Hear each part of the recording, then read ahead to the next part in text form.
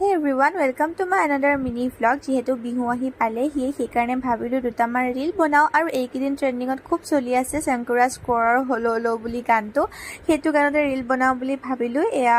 sandal fitting কৰি মেলি ললো এইফালে কাপোৰো চেঞ্জ কৰি ললো আৰু এইযোৰ কাপোৰ বাৰ হয় বাহঁতৰ ঘৰলৈ যাওঁতে সিদিনা মই লৈ আহিছিলো তাইৰ বিয়াত দিয়া হয় কাপোৰযোৰ আৰু বিয়াৰ পিছতো মই ফাৰ্ষ্ট পিন্ধিছিলো আৰু লৈ আহিলো সিহঁতৰ ঘৰলৈ যাওঁতে এক বহাগৰ দিনা পিন্ধিম বুলি কাপোৰযোৰ মই বহুত বেছি ভাল পাওঁ আপোনালোকৰ কেনেকুৱা লাগিছে কাপোৰযোৰ কমেন্ট কৰি জনাবচোন এইফালে ভিডিঅ' বনোৱাৰ মাজত ভাত কেটাও খাই ললো যিহেতু ভাত খোৱা সময় হৈ গৈছিলে